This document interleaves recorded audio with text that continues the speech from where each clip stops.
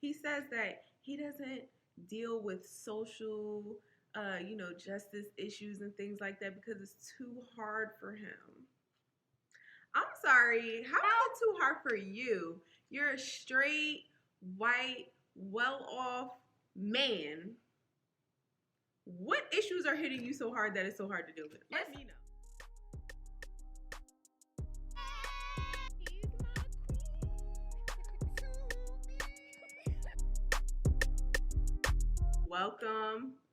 Welcome back. I hope it's welcome back. I am Sugar. And I'm Spice. We are best friends, and we come to bring you reviews of your favorite reality TV shows. So today we're doing Married at First Sight, Season 12, Episode 10. Let's get into it. Yes.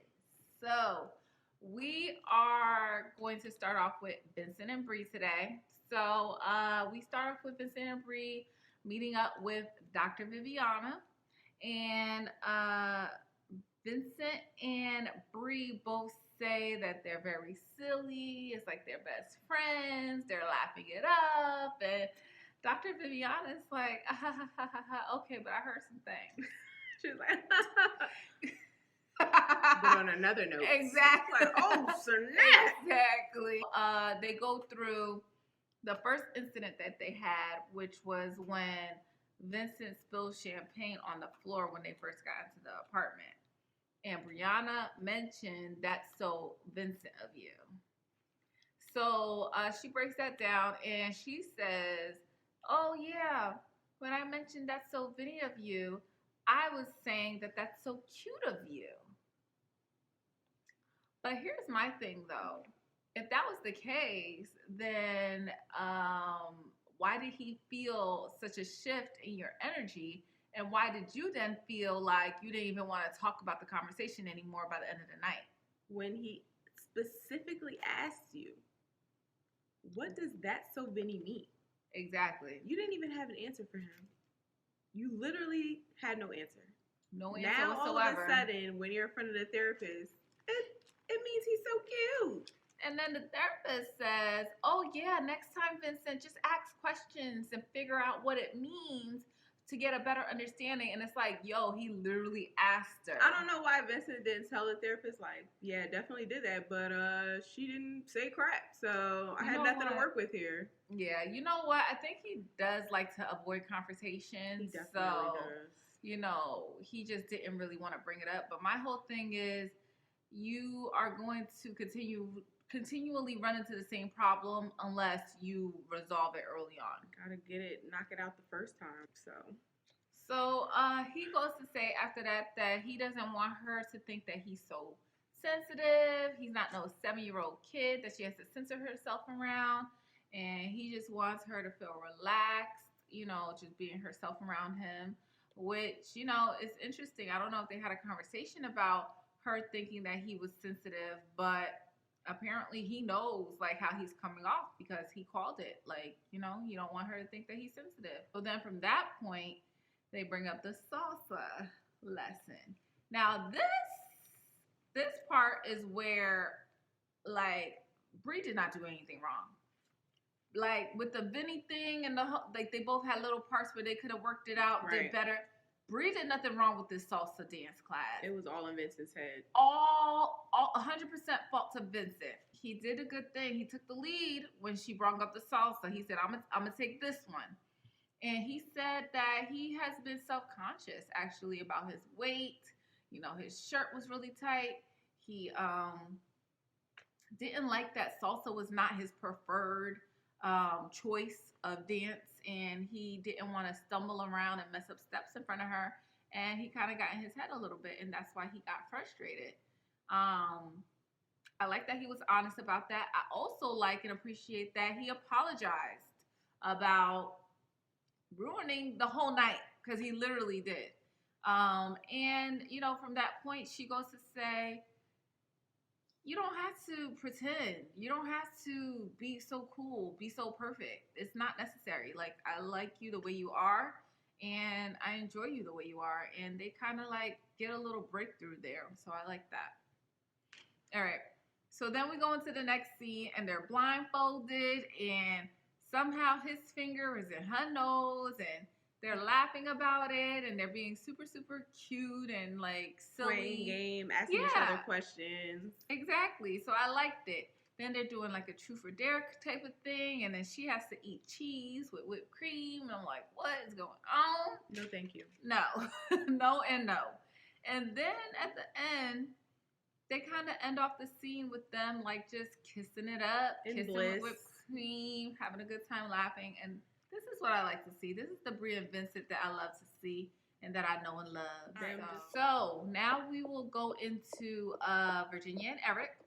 So we start off the scene with Virginia telling the whole nation her password to everything is her dog Rocky. Girl, did you forget you were on TV, or you thought you was gonna edit that out? I don't know. So then they start talking about like exes and or is it okay to text different guys and things of these nature.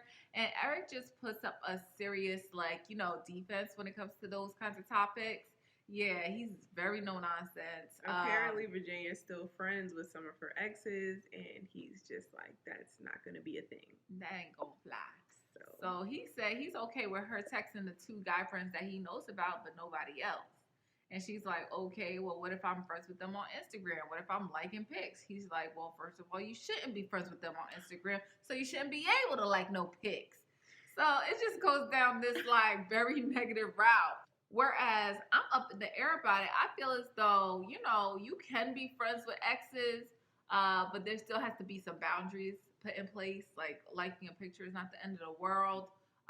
It also depends on how recent the ex is, the extent of the relationship. Some people you just dated for a couple of months. Some people you could be with for 10 years. Like, obviously, that's different. There's a lot of varying factors. There's a lot of variables. Like, I'm still friends with an ex from like 10 years ago. See? So it's like, that doesn't even matter, but we're still cool. So, exactly. It's like, it's not a big deal. As opposed to like, if it was like last year. Right. Then it's like, hold on now. Right. Well, Virginia says like she doesn't know if this is something that she is going to choose to be mad about or annoyed about, or like she'll get over it. And he just goes and he just does this passive aggressive, well, we know how you like to get annoyed. This recipe is like not good because literally he's gone for half the month. You guys are avoiding arguing, avoiding discussions. You're not agreeing on things. You're not finishing it, finding a resolution. He's going to be gone. He's going to come back. Like, how are you guys going to ever be on the same page? Who are you resolving these issues with? Your guy friends? Your other, like, how are you getting these issues off your chest? Because if not, you're just sweeping them under the rug. Like, that's even more of a recipe for disaster because now you're venting to people who's not even in your relationship. And that's not cool. And who the heck is he talking to? And who he talking to? Then they go into the next scene where Dr. Viviana shows up. And with Dr. Viviana, it goes down a patriotic road, I will say, very quickly. So, I mean, they start off saying, like, they're physical touch people. And then out of nowhere, Erik says we have different views on the country. What views? We already know. Donald Trump views? If you're a Trump supporter, just say that. Oh, my God. I know what I know, and what I feel is right. If you feel like it's so right, just say it. Why are you dancing around it, pop locking and dropping it all around this topic? Just say what you gotta say. That's it. Let's tell us what the views are, Erik. Let us know. And then he says, see, my views are not going to change. We could just agree to disagree. Well, if you can't agree on socioeconomic views, and they're not going to change, but you can't even tell us what those views are, that just goes to show me that your views are not only problematic, that you also know that they're wrong, but you just don't want to change it. He says that he doesn't deal with social, justice issues and things like that because it's too hard for him. I'm sorry. How is it too hard for you? You're a straight, white, well-off man. What issues are hitting you so hard that it's so hard to deal with? Let me know. It's hard for you to talk about it, but what about the people who have to go through it? On the daily. Your privilege is showing, that part. Erik. especially the type of person that Virginia is, that she like hangs out a lot, and you know she probably meets a lot of different types of people, loves everybody kind of person. Exactly, so she probably has people she's cool with from a lot of different black backgrounds, different races. You said it right, black rounds. But even like maybe he doesn't, especially since he said he's super conservative, super religious. So usually people like that have a problem with being gay. Yo. So he might be homophobic, and she's not with that. Anti-gay, anti-abortion, anti-black, pro-choice, anti-immigration, anti-everything that has to do with just basic living and human rights. Just everybody, if you're not them. I mean, to each their own. I don't know any couples that disagree on those type of topics and are able to just be together happily. I know that's a deal breaker for me because I take those things very seriously. I'm not about to be saying that my Black life matters and her Black life matters and all my people lives matters, and that, you know, we should not judge people for being gay and not judge people for being trans and whatever, and then you're gonna come along and be like, oh, I don't like gay people, oh, I don't like Black people, I don't believe in the supporting the fact that, you know, Black people want to fight for their rights. They shouldn't be married when it doesn't even really, it doesn't affect you. It has no effect you. So but yeah, it's too hard for you to talk about. Honestly, to me, the way she was talking about it in therapy, it seemed like kind of something that could be a deal breaker. But the therapist was just over there like, oh, it's not a deal breaker, honey. Yeah, people can disagree and still, you know, make a marriage work. And it's like, not on this level. Right. If you want to disagree about whether or not we want chunky or smooth peanut butter, that's one thing. But if I have Black friends and you're going to tell me my Black friends' lives don't matter, then... Or the racism is all in their head. Right. Or if I have a gay friend and you're going to be like, well, I don't feel like they should be able to have rights and be married and whatever. They shouldn't be able to adopt. Like, no, that's what you're not going to do. It's just not. It's not happening. Absolutely so not. That's not a agree to disagree type of thing. It's like, you know, I feel like this is right and this is what I stand for and that's what I'm going to stick on. So good luck with that. Right. So then Virginia opens up about how her father, she came from people who have these similar views, like her father and people in her family, but she is just different. She chose to have a mind of her own. But her father having these views and being the way he is actually drove a wedge in their relationship. And it was a point in time where they did not speak for a while based on, you know, things like these. So if she couldn't even get along with her own dad for months because of this, how we gonna be in a family, be married, and raise kids in this kind of scenario? I just don't see how it's happening. Just not indicative of a relationship. She grew up with that. Yeah. And still had to take a break. Yeah. So I don't know what Dr. Viviana is talking about they could still make it work, but that sounds like a deal breaker to me. She made a point that I think might be accurate, that the therapists are kind of trying to push these couples together, because I'm like, they're trying to make a lot of these unworkable issues sound like they can be worked on. Yeah. And I'm like, how are you telling them agree to disagree and, you know, saying certain things where it's like, it's clear that this is not happening, but you're like, oh, come on, give it another try. And she said, well, maybe they're trying to increase their success rate. And I'm like, maybe the frick they are, because it just doesn't make any sense otherwise. Like, you can say you're experts all you want, but some things are just very clear and very, very obvious. Right. Because are you counseling so that they can have a productive, healthy marriage? Or are you counseling so that you could have a couple stay together so that you don't look like you dropped the ball and you don't know what you're doing out here? Because it's looking like the latter. So then Dr. Viviana tries to kind of mediate the situation and say, oh, okay, you know, it's okay for you guys to agree to disagree. And then she brings up to Erik, is it okay if your kids have different views than you do? Is it okay for them to agree to disagree? And Erik just completely bypasses the question and says, well, she's not even sure she wants to have kids. So there's that. And so then he puts it on Virginia when it's like, but you didn't answer the question. Is it okay for your kids to not agree with you? Because that's a valid question. So then Erik just ends off the conversation. He's like, listen, I just believe what I believe, and that's it. And that's where we end off with that scene. And that goes to show you that this is not something that is going to be resolved anytime soon. It's not. Yeah. So then they go into another scene where Virginia and Erik are just laying on the bed having some pillow talk. And I guess the thing about the kids really like struck Virginia. So she starts to explain why she feels the way she feels about having kids. And she goes to say that she never wants to get a divorce. You know, she doesn't want to bring kids into a situation where they're fighting over custody.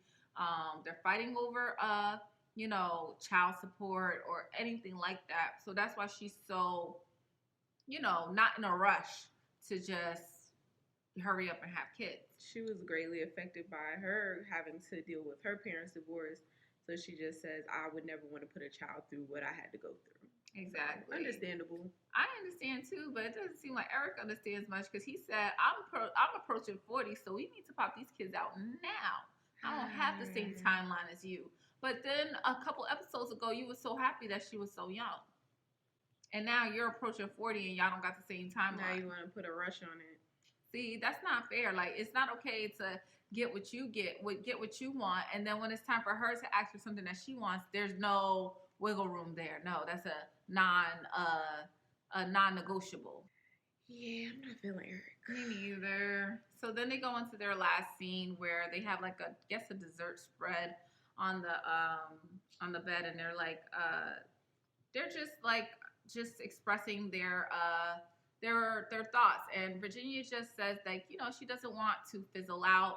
She knows that, he really likes her right now, but she doesn't know like how it'll be after the honeymoon phase. So she's just, trying to like keep everything, spicy, and she wants everything to stay the way it is. So, she is just a little weary that it may not go that route.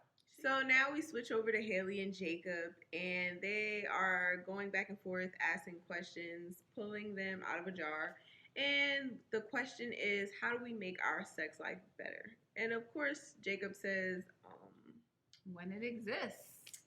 So, I mean, there's that. Facts are facts, you know?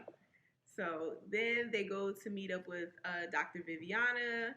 So Dr. Viviana says that they are in danger of reaching the friend zone. The non-romantic friend zone. The non-romantic friend zone. Yeah. And to me, with the exception of them having sex that one time, they've always been in a non-romantic friend zone. I don't even know what she's talking about. That, again, Dr. Viviana, girl, looking at you funny. I don't know.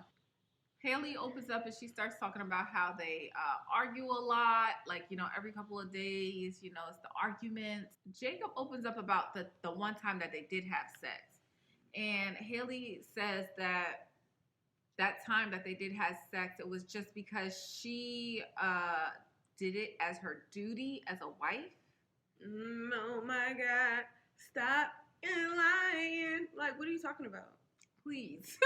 What are you talking for real? What are you talking about? She literally stole those exact words from Paige. She said she did it because she was drunk. You already told us that, or did you forget? Yo, that's what she said a couple episodes ago. And then in another episode, Paige said to pass the cow that she was just doing her wifely duties. Mind you, Paige and Hailey spent how many hours together a couple of days ago? She literally stole that excuse from Paige and tried to make it her own. But what you didn't know is that Paige said it first, so we know where you got it from. Hailey is a liar. Hailey, nothing you have done from the wedding to now would make us think that you care about him or his feelings enough to give your whole body to him. For him. Out of wifely duty. She even down to like getting the clothes for him. All of it is nothing that she does is for him. It's all for her. And to build her attraction to him or to make herself feel like she's actually trying when she's really, really not. She's been checked out. She's gonna stay checked out. She says that she's just so exhausted from all the effort that she's putting into trying to make it work with him. I don't really know what effort she's talking about. I don't know if she's talking about the dry conversations that they've had. I don't know if she feel like she's like pulling teeth trying to talk to him, or maybe that's hard for her. Talking to him. I can't talk to nobody dry, so maybe. They do this flashback, and it's like, oh, do you want something to drink? She's looking in the refrigerator and offers him a drink, and he says no, and then apparently, I guess that's effort. Or like when she bought him a bunch of clothes, and then he tries them on, and he talks about the clothes, and I mean, I guess that was like her putting in so much effort that now she's drained. But I do feel like it was effort, but it's not like, I'm just effort so exhausted day in and day out. It's like, it's effort, but it's not effort to be like, I'm so tired of trying, bursting out in tears. I have nothing left in me. I'm giving you everything. Girl, that part. Like, yeah, you can call it effort, but not the way she's trying to push You're stretching it. Y'all can wrap it up. Yes. Oh my God. Honestly. Please. And you would have saved yourself and all of us the trouble of even reviewing this tomfoolery if you would have just said from the jump, honestly, I'm not attracted to you. That part. So then Hailey goes, Dr. Viviana says, like, where does your attraction lie with him? And then she goes to say, wedding day, I was like kind of even killed right in the middle when it comes to attraction. Then we started talking, spending time with each other, and then it just went downhill from there. And then, I don't know how, but after this conversation, Dr. Viviana says that she feels like there's hope for this couple. But then, she also turns around a couple scenes later and says, I don't think they'll ever find common ground. You see why I'm looking at you sideways? Huh, Doc? Even Hailey herself has said everything that she's asked Jacob to do concerning his attitude, concerning the way he dresses, he has done for her. And still, that is not enough for her. But she's the one putting in all the effort. So next we go over to Clara and Ryan, and they are also playing a question game where they're pulling questions out of the bowl. So the first question was, it says, the thing that would make it hard for me to be intimate with you. And Ryan's answer is trust. I don't know what, I'm just so confused. Like, what does trusting, like, what lack of trust is there in the relationship for you to feel like trust needs to be built? Like, I just don't understand. You ask Ryan every episode, how's it going with you and Clara? Everything's just so smooth, so easy, so great. So, like, it's not even any work. But then you're saying we're not having a physical connection because of trust. Did you find out something? She's an open book. I don't know what's the problem. Right. She tells too much. That part. What is there not to trust? She gonna tell on herself. Exactly. She gonna tell it all. Can't stop, won't stop. Right. Another question they got was how to improve our sex life. Ryan, we need trust, commitment. What more commitment could you have since you are already married? And again, with this trust thing, what is the trust? I don't know what you're talking about. Right. Clara, have it. Have a sex life. Do the sex. All right, so another question that they asked is how would you initiate romance? And Clara's like, just do it. Here goes Ryan. Yep, sure. Oh yeah. Sure. No problem. Yeah. Super great. Yep. Ryan. I can't deal. I'm so tired. If he said yes, sure, one more time. The last question is, what's the toughest thing you've ever had to go through, like in a relationship? So Clara takes the floor with this one, and she lets us know that her last relationship that she was in for 3 years, she really struggled with because, they lived together. It was a long-term relationship, and they just he did not want her physically. She mentioned that they had sex 3 times in 1 year.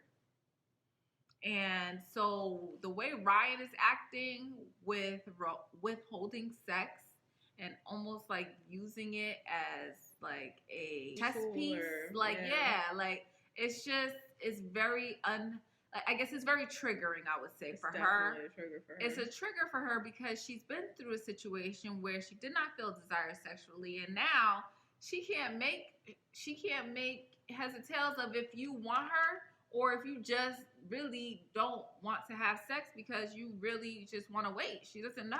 So now Dr. Viviana walks in. So the fakery. She asks, how's it going? Ryan goes, it's so natural. It's so easy. Everything's great. It's fine. And it's like, Ryan, you guys have major issues. The therapist was asking him, you're saying that you need something to feel comfortable enough to take it to a physical level. Mm-hmm. What is it that you need so she knows? Mm-hmm. And he just couldn't define it. He's just like, I'll just know when we get there. I just feel like he's lying. I don't know what the real reason behind him not wanting to make the physical connection with Clara is, but it kind of reminds me of, like, you know how someone who doesn't want to be in a relationship, or you'll meet a guy and he doesn't want to be in a relationship, and you're telling him, well, my standard is a relationship, and he's like, why do we have to put a label on things? Just go with the flow, and when we get there, we'll know, and the feeling will be right. It would be one thing if he just be like, honestly, I just still feel like it's too early. I'm not comfortable enough. I would feel better if we continue to get to know each other. Yes, we're married, but it's only been a month, and honestly, I really feel like before we take it there, to protect your heart, to protect my heart, I just feel like we should wait. Okay, now I know what the heck is going on. But with you just like, some imaginary percentage of a foundation, of an idea, of a maybe, of a...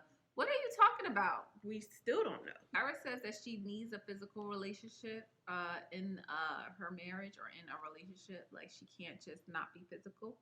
From that point, Dr. Viviana excuses Ryan, and it's just her and Clara talking.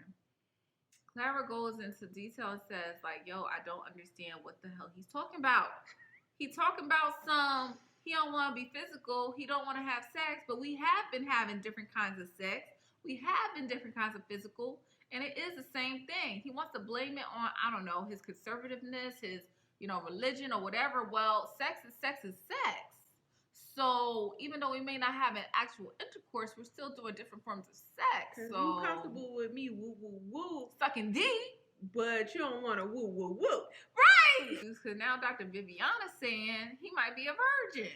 It's like, she's probably confused, so she's trying to find some other way where it makes sense. Not only do you not want to have sex with Clara, but also when she even brings up the topic of sex, you get extremely uncomfortable. Yeah. Extremely, like, to the point where you're like, oh my gosh, at least, like, little details, like, well, she just, what's your favorite position? He's like, oh my God.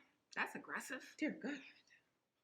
So, like, it's just weird, we're just trying to figure it out. You're a little Rubik's Cube at this point. We can't make you out. I don't know, Ryan. The last thing they figure out is, or the last thing they talk about is when,